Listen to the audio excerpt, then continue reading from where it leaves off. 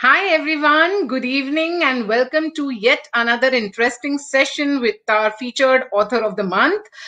For the month of November, as you all already know, our featured author is Ramendra Kumar. We have been sharing about him, his work, and our students have also reviewed his books, and I'm sure you all have read all of that. And today is the time to actually directly chat with him, get to know more about his writing process, his books, and of course, lots more. So I'm sure it's going to be a fun session. Thank you all for joining, and let me get him on stream. Hi, Ramendra, and welcome to the Hi. live author chat series on Beyond the Box. Yeah. So, Thank uh, you. so yeah, and I see that people have already started joining. So I'll just introduce Ramendra for all of you. So Ramendra Kumar is a writer, a storyteller, and an inspirational speaker with 38 books to his name. He has won 34 awards in the competition for writers of children's literature organized by Children's Book Trust over the years. This tally is one of the highest won by any writer. Ramin's writings have been translated into 29 languages. His stories have found a place in textbooks and anthologies in India as well as abroad. His tales have been showcased on several prestigious online platforms such as www.kahanifestival.com, Radio Mirchi, Google and Apple Podcasts, Spotify, etc. Ramin has been invited to literary conferences and festivals held in Denmark, Greece, Sharjah, Sri Lanka, as well as Indian events, including the prestigious Jaipur Literature Festival. And of course, you can know more about him by visiting his website, which is www.ramendra.in, and of course, his page on Wikipedia as well.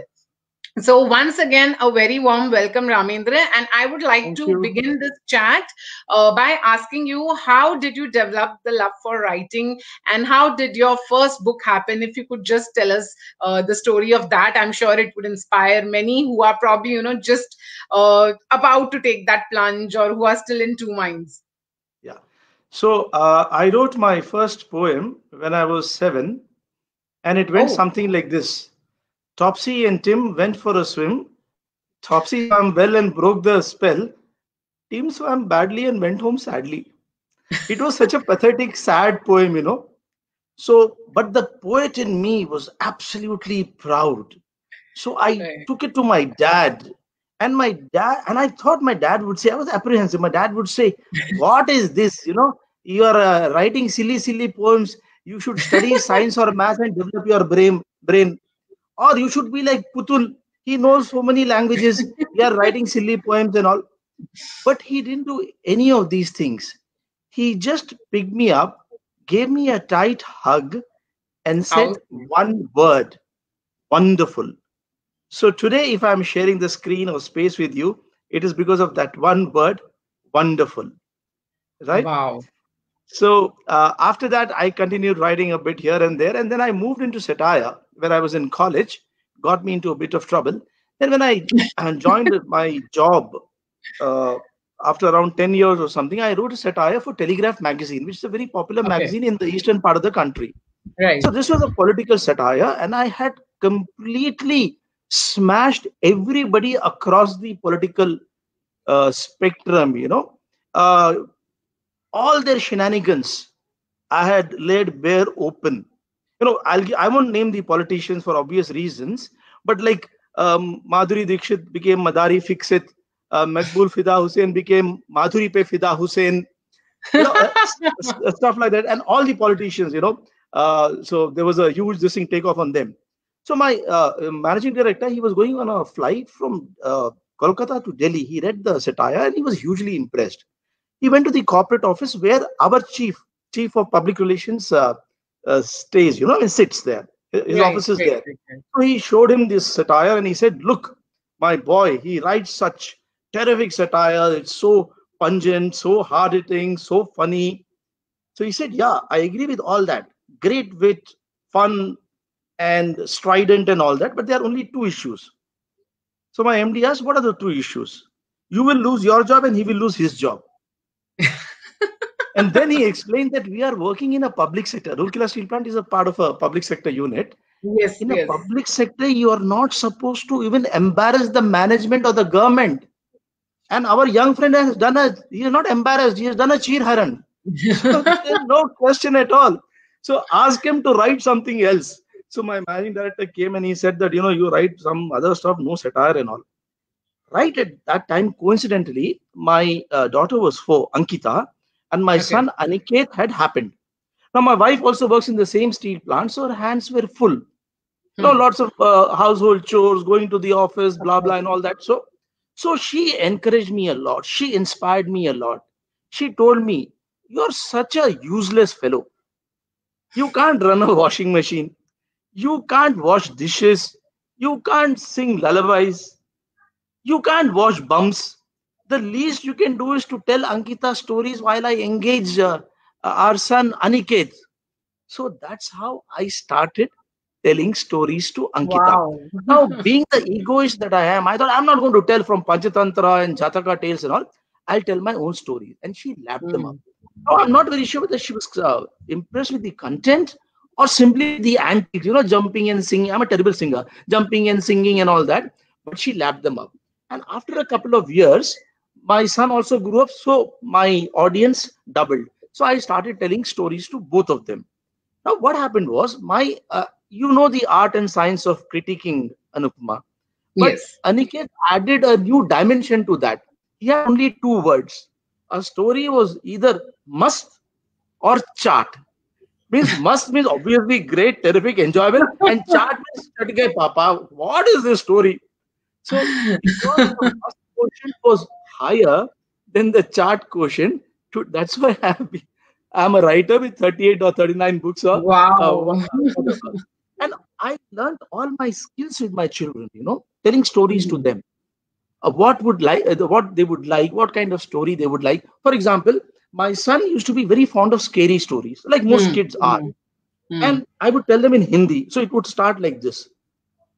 के ठीक 12 बजे छन छन छन छन सीमा जा रही थी जंगल में तभी आवाज आई छन छन. Now with every chan chan and with every my son would come closer and closer and closer. Right, By right. the time Seema ate the jackal or jackal ate Seema, he would be sitting on my lap, clutching me, holding me tight, and looking at me like this. It was Right. such great fun, it was such great I'm fun. sure. And my entire journey as a storyteller has been punctuated by these small but significant milestones, whether telling my Of stories to course. my children or other children. That's lovely. I think this is, I mean, so the way you've shared this was so interesting and, entertaining. I'm sure the people who are watching also, they got their dose of entertainment. And I think that really is such a lovely way to bring about, the creativity, because you also get to bond with your kids. And then, of course, you're also nurturing your own story telling skills. So that's wonderful to know. But as a reader, what are the kind of books you have, enjoyed reading? And are there any interesting, maybe memories or, anecdotes associated with some of your favorite books, if you could share that with us? Anuma, I should thank you for this question because this is one of the most interesting questions that has ever been asked, to me. Because I grew up reading Enid Blyton, but I always wanted that Yeah. humor element, Yeah. Like Yeah. most things in my life, I want humor, Either I create humor or I enjoy humor. So I Hmm. used to like those Five Find Outers more. If you've read them, the main character is a chap called Fatty, and he does his ventriloquism, and there is a constable and a small dog. And on one occasion, the dog and the constable get locked in a cupboard. It's a lot of Right. fun. Then when I used to like Asterix comics, but after when I was in college, I got hooked on to PG Woodhouse, and I have read almost Woodhouse. I'm a member of the society. I've written research Okay. papers on Yeah. Woodhouse. My favorite character is a chap called Smith, P. Smith, P being silent. And there is a book called Leave It to Smith. I would have Hmm. read it not less than 15 to 20 times. And I have literally tried to imbibe those qualities and all. And so one of my friends in college, she told me that, Ramin, you're a lot like Smith. And that made me the happiest person during at that point of time. And now the Smith is a guy who's kind of nutty, he's crazy. He has got the gift of the gab, and then he's very very witty but slightly unhinged, and he'll Hmm. indulge in larks or pranks which nobody normal can imagine. Right. So what I did, so what happened was when my son again was around 6, then the 9/11 happened. So he was pretty good in painting. So he painted the sketch of these two planes crashing into the twin towers. Okay. So it was a pretty nice one, colorful and all that. And he also knew that there was something like this and had happened and all. So I thought of Right. playing a prank. Playing a prank on him. So I Mm-hmm. wrote a letter, uh, and I asked the housekeeper to give it to Aniket with his name inside in the envelope and all. And he got that letter. It was written in red ink, and it read something like, "My dear Aniket, uh, many countries are after me. The armies of many countries are after me, and I have come to know that you draw sketches about me, my activities, and you like me. So I am going to come to Rourkela and stay in your house and in your room. Your friend Osama bin Laden." Now my son saw that, and the color drained from his face, and all he got a fright of his life. Then Of course. he's asking Of me, course. "Papa, is this written in blood?" I said, "Yeah, it is blood." Oh And God. now what are you going to do, Aniket? How are you going to escape? So he said, "You know what? I'll write another letter to him and tell him to go to Mohanty uncle, one of our friends' place, whose wife is a doctor. And Mohanty auntie will scare away Osama with her injections." So I Oh said, my "It's a good God. idea, but don't tell anybody." So he wrote that letter and then he sent it through me to Osama. 2 days, but I said, "Don't tell anybody because Osama's network is huge." So he said, "No, I'll not tell anybody." 2 days later, a letter came. "Aniket, you are no more my friend. You are planning to scare me by sending me to a doctor's house who will scare me with injections. I will take care of you, your enemy Osama." And you should have seen Aniket's face, Anupma. Absolutely, he started stuttering and all that sheer fright. I can And my imagine. wife Oh took the God. daggers at me. And I asked, "Ani, did you tell about your letter to anybody?"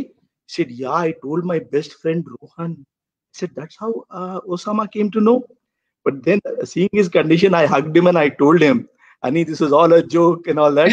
So first it was he was very relieved, and then he was very angry. And for the next 1 week, I had to tell him not one, not two, but three stories every night to atone for my Oh. sins.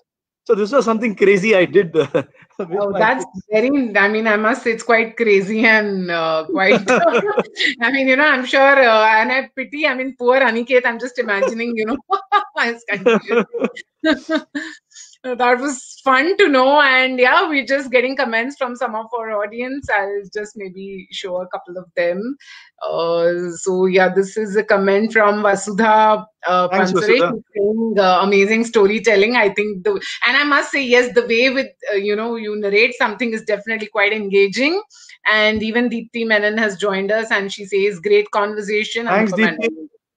We are good friends. Hi, Deepti. Thanks. Oh, lovely to know that. That's nice. And for everybody else also who has joined us, if you have any questions, we have the prolific writer Ramendra Kumar with us today. So please post whatever you wish to us related to his journey or, any doubts you may have on creative writing. Feel free to post. And as time permits, I will try to take them up at the end of the session. So now let's talk a bit about writing, Ramendra, that from the time when an idea hits your head, what is your writing process like? Because as a writer myself, I do understand that the way we approach writing varies from writers to writers, and sometimes even for ourselves it can vary. Like I might write with a certain approach on some day, and I myself may have another approach on another day. So yes, do you have like a specific approach, if you could share that? And also, because you write for kids, and also for adults. So if you could talk about how the approach varies, if at all it does, Mhm. like when you write for kids versus when you write for adults. Yeah. So for me, when an idea strikes me, I allow it to incubate for some time, not a very Okay, long time. So then in my head, the plot begins to form, right, couple of characters begin to take shape, right. and the structure, the loose structure. So Hmm. once that is incubated enough, after a couple of days or a week or so max, I get down and type out my first draft.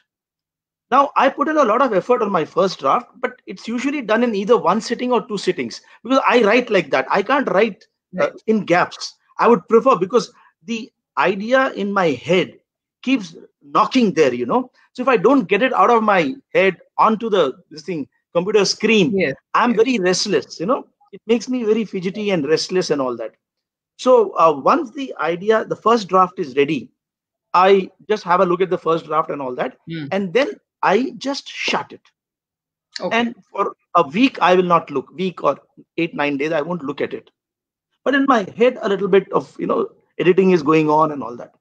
Then Yes. I again go back to my first draft, and then spend some more time on it, checking the punctuation, checking the grammar, checking how the characters have come out, whether they are believable or not, etc. About that we can, I think, discuss later also. Right. And then I finalize it. And Anupma, when I say final, it is lock kiya jaye. Then I don't go visiting. Then I send it to the editor or whoever it is. I don't like to fidget with my story too much, because I feel that in the first and second attempt, I give my best. I don't want to go back, and I don't have any doubts about it. I'm a reasonably confident writer in the sense that whatever I've written in by the second draft, whatever I've written, I feel that is my best. That is the best version of my writing on that particular theme. Right. So that's it. That's it.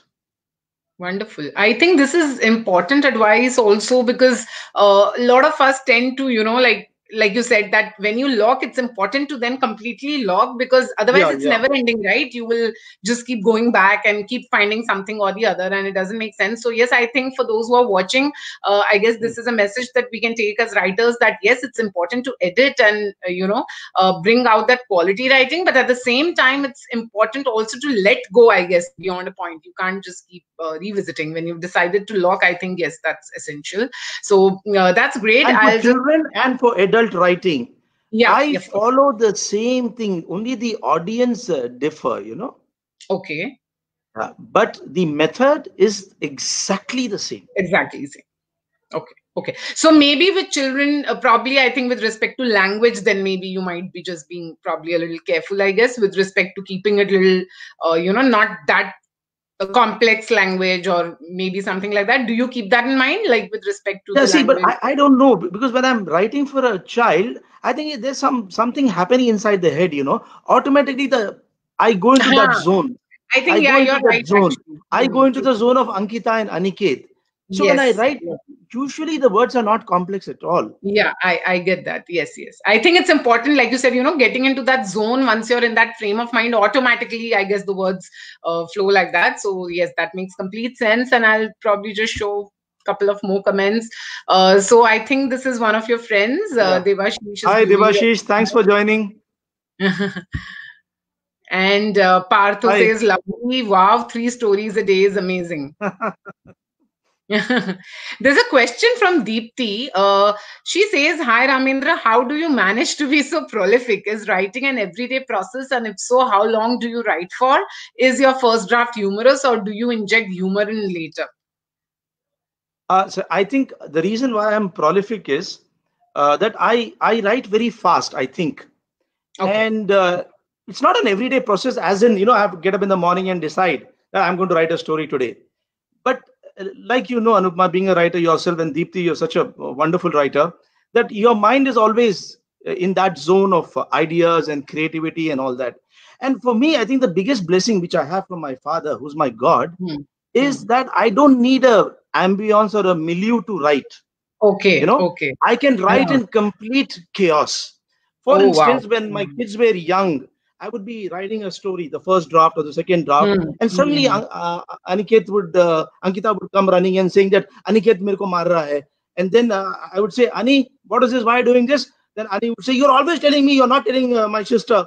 Or my wife would shout that your mother-in-law has given a ring, and you're not even answering her back. Or some media, I'm a public relations guy, or some media guy would say that, oh, I've just heard that there's an accident in the steel plant and 2 people are injured and all. So I attend to that particular duty or whatever it is, function, then go back to my writing without losing that thread. So I can write I love writing, or I can write in chaos.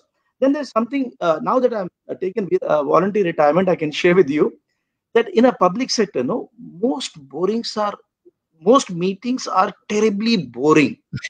So out of 60 minutes, 55 minutes is complete, absolute, total, unadulterated bilge. 5 minutes is sense, So that 5 minutes of sense, if you can grasp, the other 55 minutes, once upon a time, long, long ago, you're in that, space, you're in that, this thing, And I would note down, meetings are going on, I'm noting down points and all that, or writing about a character or something, writing poems and all. So, and then coming home and then typing it out and all. So, and okay, even when I'm going, I and my wife and I, we work for the same company. So while going to the office, I drive and she keeps extolling the virtues of her my mother-in-law. That time I don't do any of these things, So then I'm paid total attention to her, because that is life risk. I can't risk my life for that. The second question which Deepthi asked was that, is your first draft humorous, or do you inject humor in later? So Deepthi, you cannot inject humor. It has to be in the story. It has to flow with the narrative. If you inject humor, it is not humor. It is, like doing something by force. It is not natural, and that will never have the right kind of impact or effect. Right. I think that's really well said, that it has to be there in the essence. You really cannot inject. And that's a great tip that I think we are getting so many comments. I'll probably quickly show a few. So Sonam Sahu says that's really great advice, letting the plot ferment before tackling it and not revisiting too many times. And Devashi says, excellent, Ramin, great tips. Thanks. And Ravi Shankar says, a nice initiative by Beyond the Box. Thank you so much. I'm glad you felt that this is useful. And Deepthi has thanked you for the wonderful answer. Thank you. Okay. And Antara says, Paplu the Giant is one of your most popular stories. Is there a story behind how that story happened? There's no story, but I wanted to write about a giant who's different. Usually giants are tall and hefty and ferocious and all that. So this giant is somebody who hates violence. So he's put in a very difficult predicament, and he comes out of it not through violence, but by using his own ingenuity and initiative. So that is the catch. Lovely. I think your ideas are so refreshing and creative. It's really wonderful. And I'm sure it's also inspiring the kids of BTB who are watching. And this is a very sweet comment. So I just want to show. Sudharani says, hello, Ramin. None of your conversation will go without Madhavi in it. Really romantic that way. I assume Madhavi is your wife's name. So Yeah. Okay, that's really lovely. So, I think we've got some great advice already from you. Now, what I want to ask you is that you, of course, have written so many books and you've won so many accolades and achievements and awards. What do you think truly connects the reader to a story? Because what, a lot of times, even the writers who are associated with Beyond the Box or even otherwise, there's always this thing of, what really makes for a good story. So what is your perspective on that? Most important, it should be entertaining. It should have a hook.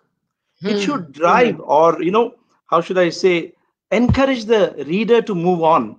Right. Especially the young readers, especially when you're writing for children, Yes. Otherwise, they'll just switch off and, switch on something else. Some entertainment, that is extremely, extremely important. I also feel, though many publishers, many editors won't agree, that every story should have a tiny value tucked in somewhere.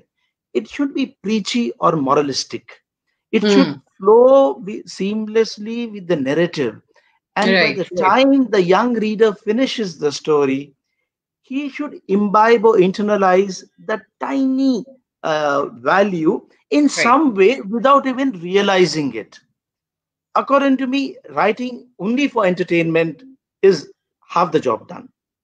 You should have, I wouldn't say a message, I wouldn't say a moral, but a tiny value, absolutely almost subliminal.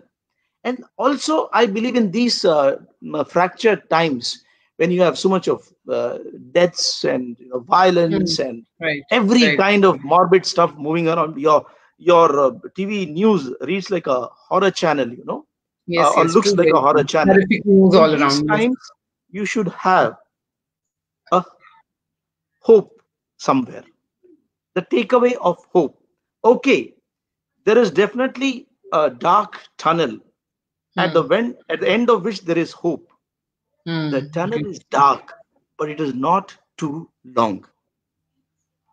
Wow, that's such a lovely way to put it, that, that little claim of hope, I guess. And I really like the fact that you said that, it's not necessary for stories to really have that moral or message, but more like, that value which it holds. And I think especially for children, that's very important. And a lot of times kids are so perceptive these days that they will get it if you are, successfully putting it out there in your storytelling.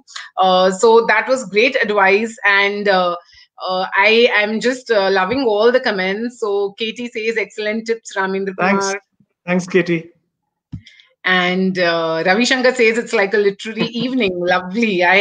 In fact, now after talking to such wonderful authors as a part of this initiative, I'm thinking that maybe Beyond the Box should actually conduct a literature festival, I think, and have a day dedicated to literature. I'm sure it'll be a lot of learning for everybody. That'll be wonderful. That'll be wonderful.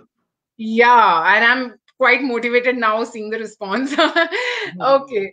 So, Ramendra, since we were talking about, what makes for an engaging story, an effective story, I wanted to also touch upon character building, because I've especially noticed, that in your stories, characters are really interesting. You were also talking about this character of a giant earlier. And then, of course, I've read the Canine Chronicles, your latest book. One of our students has also reviewed it. So even that, is from the perspective of a Labrador. So it's really lovely how you have these variety of characters.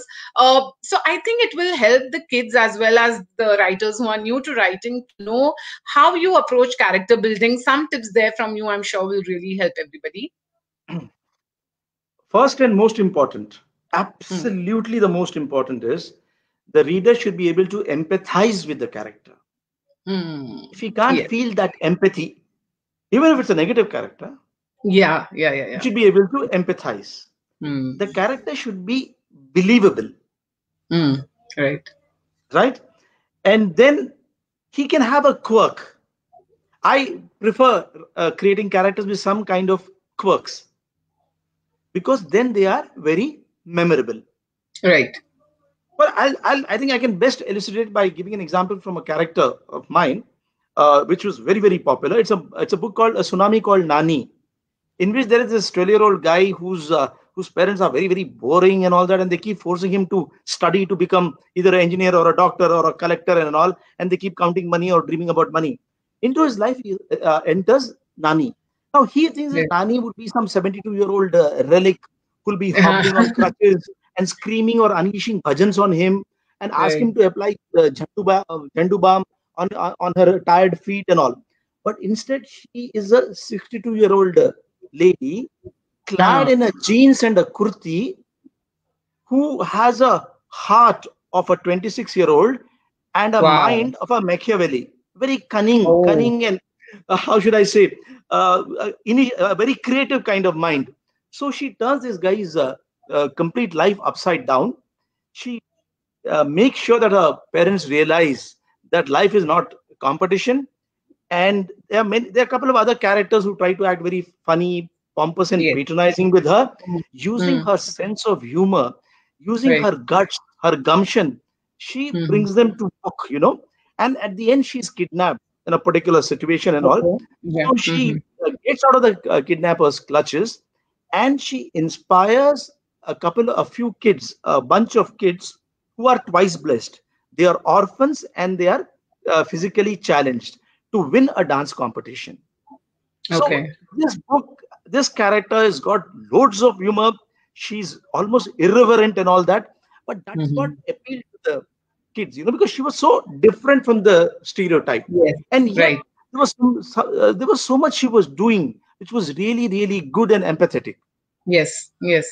Yes, very interesting to know that, and I'm sure that really, gives us some inspiration as writers. Because I think truly, I believe as a writer and even as a reader that characters are truly, the backbones, right, for any story. As you said, it's very important for us to somewhere have that empathy for them. That's how we stay invested, in their story. Now, before I ask my next question, I would like to take this question from Arun Bhatt, who is asking you about your struggling days as a writer. So I'm not sure if you really had that kind of a phase, but if you did, yeah, you can probably share about Yeah, the only thing I can say, Arun, is that I'm still struggling. Even after 39 books, when my manuscript goes to the to the publisher, I'm still, it's a nail biting tension. I'm not sure whether it's going to be accepted or not. So the it. struggle is on, and the struggle will continue as long as I'm here. I think, you have a wonderful sense of humor, which is pretty evident in this conversation. And I think that is what, inherently there in you, which translates to your stories as well. So now from struggle to the high points, let's talk about the high points in your career. I'm sure there might have been many, you've won so many awards as well.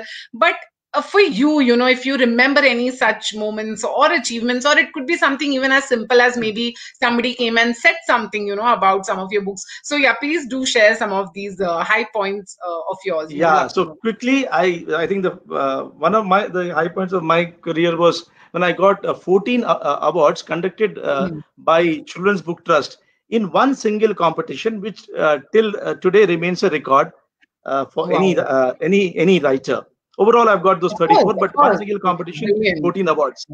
Then also this Paplu the Giant, which Sudha Mm. mentioned, or Yep. Antara Yep. mentioned, sorry. It was picked up by Pratham Books for storytelling in 2013 on the Oh, National International Literacy Day. So more than wow. 1,000 sessions, 26 languages, 27 states within the country and outside. Then one story of mine called Internet in the Jungle has been picked up by the Sri Lanka government, and it's been included in the textbook. And 3,20,000 copies of the textbook have been distributed across the island Wow. nation for class 5 students. So when the translator told me 3,20,000, I think I must have counted the zeros at least 10 times. When Of I asked course. my wife to count the zeros, because I thought it must be 3,002. It can't be 3,20,000, man. That's too much. Wow. So, Wow. and there was one more thing was that recently we had Times Author Awards competition in Delhi, conducted by the Okay. Times Group for the women writers. So in the Mhm. children's section, I was chosen as one of the jury members. So in Okay. the prize distribution function in Delhi in the Taj Hotel, I was sharing space or rubbing shoulders with the likes of Shashi Tharoor, Shobha Wow. Dey, Ashwin Sanghi, Amazing. and many other celebrities. And the best part was I could get a chance to speak for 2-3 minutes, and in that 2-3 minutes, I did some leg pulling of Shashi Tharoor as regards his proclivity for long words, and he liked it. So, Oh, yeah. lovely. That Then is, I think, really a wonderful memory. yeah, and finally, I had gone once to 2 years back to a juvenile delinquent center. It's a part of a jail, Rourkela jail. Where Okay. quite hardened criminals below the age of 12, so-called hardened criminals. The hardened criminals are bureaucrats and politicians, but these little kids. So Yes. I told a story, and I danced with them to the tune of Batamiz Dil, my favorite number. And then I had a lot of fun with them and all. So while I was going, there was this small, tiny guy. He caught hold of my shirt and he said, "Uncle ji, fir kab aoge?" I will never Oh, ever that's remember so these, sweet. forget these words. Uncle ji, Right, fir right. kab aoge? It's a high, That's really one of the really high points of my career. I'm sure. Yeah. So, like I said, it's always a mix of achievements and these little moments, which you shared about the child saying that. I'm sure it's so lovely to know that. And so, we're getting more comments. Deepthi Menon says, Anupama, wonderful conversation. Close to you and beyond the box. Thank you so much. And she's also congratulating you on all your achievements. Amazing indeed. Thank you. And Deepa Agarwal also says, heartwarming. Thank you, Deepa ji. You were there in that function. Oh, okay. That's Yeah, yeah. wonderful.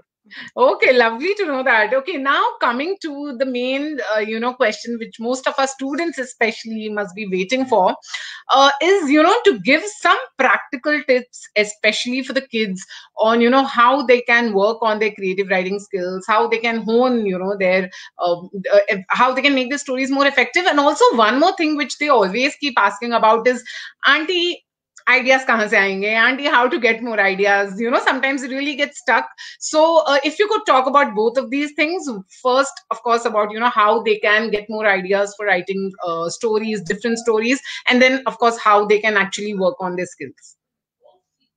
Yeah. So this is for the kids and adults both, or?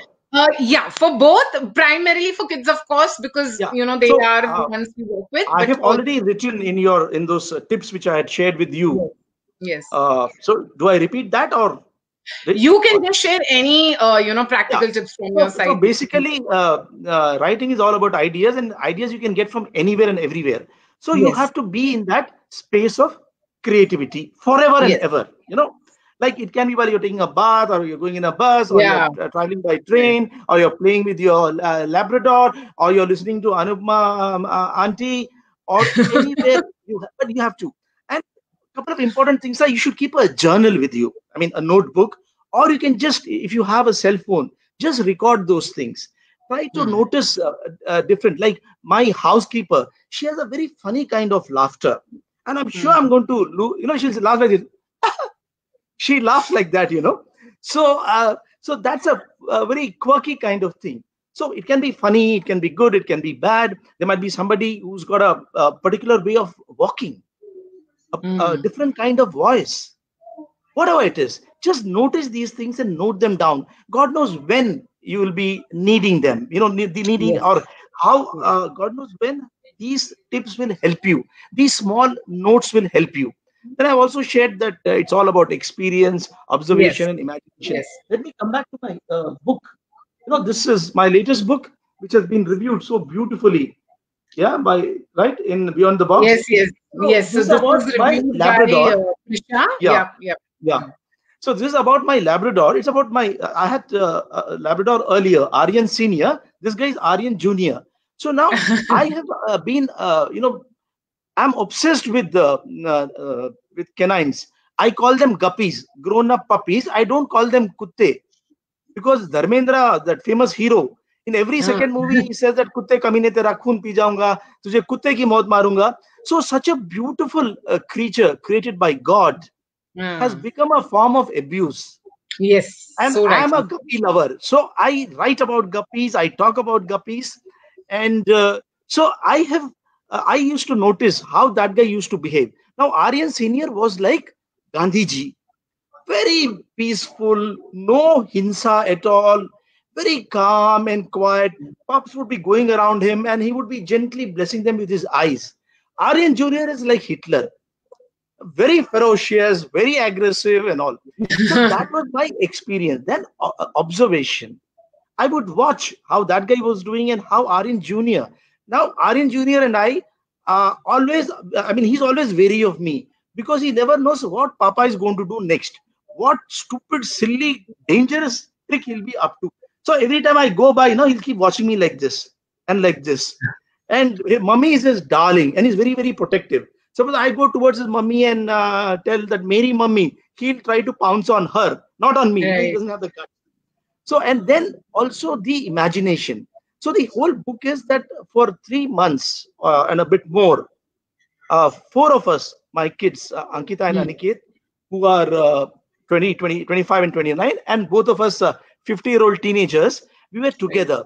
And normally I was thinking that for 99 days, if you are in one single house with this Hmm. age mix, it's going to be World War III.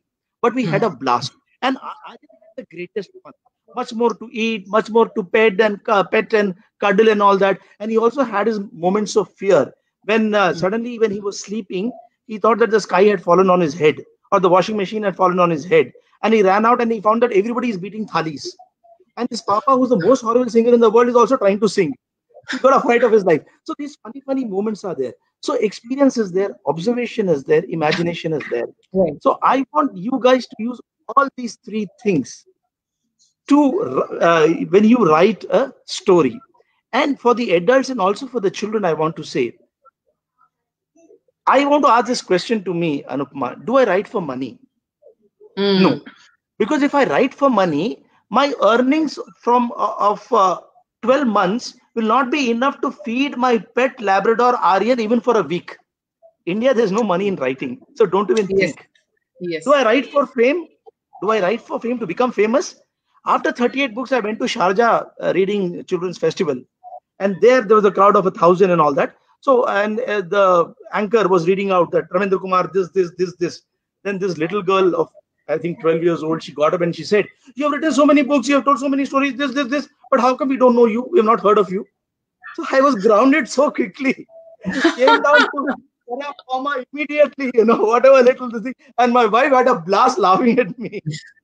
So can you imagine, So you don't write for fame. Why do you write? Why does a writer write? Why do I write? Because I can't help writing. It's an obsessive compulsive disorder. It is my ikigai. You know what ikigai is? Ikigai is something, it's a passion which makes you jump out of your bed every morning with hope, delight, fun, and joy. That's what writing gives me. And that is why I don't write to please anybody. I write because I enjoy the process. I'm not concerned about the result when I'm writing. It might be published, it might not be published. But I'll continue writing even if nobody else reads it other than my pet Labrador Aryan. Because I'm invested in the process. I'm invested in the joy. So you people try to, have that kind of, should I say, involvement in writing. And don't wait for an ambience to write. There was this friend of my father's who would go to Dal Lake in Kashmir and write poems. Now, I can't do that. No. If I talk about Dal Lake, my wife will dump me in the washing machine. That's it. No Dal Lake for me. I have to write here and now. So you don't wait for information like that. Write when life happens. Don't wait for something else to happen, Don't wait for inspiration. Write it. Right when you get a little bit of inspiration, write it. So, and that is the best way to be alive to those ideas, those sparks of creativity, and live in that present moment of writing. Right. I think beautifully said. Especially, I really love the part where you spoke about, why we write. I think it's very important for us to answer that. For all of us should be doing it. And as you rightly said, enjoying the process is very important. I think today, somehow we have all become so outcome oriented that somewhere we are going away from the process. So this is for all of us, everybody who's watching, for me as well as a writer, that yes, I think we need to focus on that process, enjoy it, and why we really want to write. I think once we connect to that, then everything else becomes immaterial. So that's to add one thing, Anupma, if you allow me, I would like to add one thing. Sure. Please don't fear rejection. Yes, that's very important. I agree. Because rejection is a part of writing. Don't fear rejection. And the second thing is, agree. Yes, write in as many genres as possible. Right. Because you never know where you're going to excel, or you might excel in everything. I've written sports stories, fairy tales, fantasies, realistic fiction, here and now writing, and God knows how many else. Comic books, graphics, picture books, everything. I love writing. That's it, period. So don't be, kind of clogged down by things like, I'm going to wait for this. I'm going to write in this genre. Write in as many genres as possible. And especially when you're writing for children, don't talk down. Don't patronize. That is the ultimate sin for a writer who's writing for children. Children are smart. They are smarter. They are wise. They are wiser than you and I. I don't know whether you I'm sure you'll agree. I agree because I interact with them day in and day out as a part of BTB. So exactly. Yeah. So you know how genuine they are and how smart they are. There was this, I had gone to a conference in Delhi where this lady was there from the American Library, very, very impressive personality. And she was telling children's writers how to write for children. And she said, while writing for children, you should go down to the level of children. So I raised my hand. I said, I have a comment to make. She looked at me. I was a non-pedigree writer. Even I still am a non-pedigree writer. Yeah. So I said, ma'am, I totally agree about everything which you have said, but your direction is wrong. You don't have to go down to the level of children, because rather you have to rise up to the level of children, because children are closest to God and God lives there, not down here. And during the break, she was running after me with her visiting card. That is what I want all writers to realize. Please don't patronize. Hmm.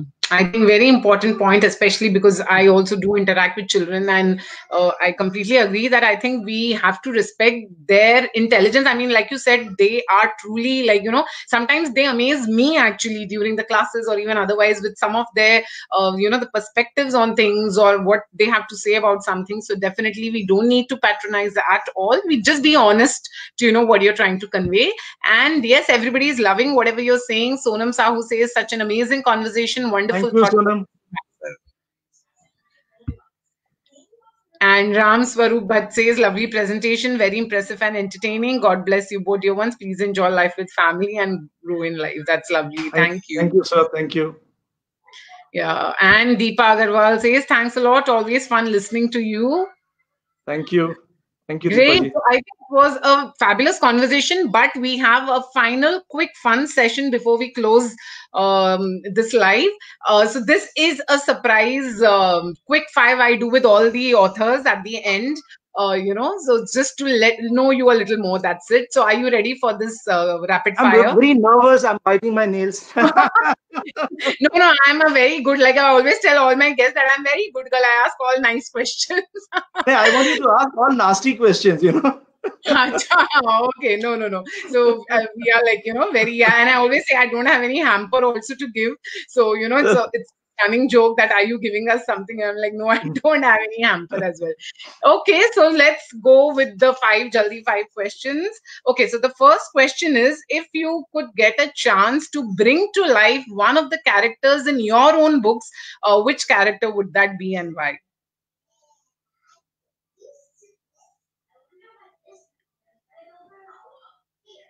Yeah, there is a character called, his name is Shiva. He's from one of my most popular books called Now or Never.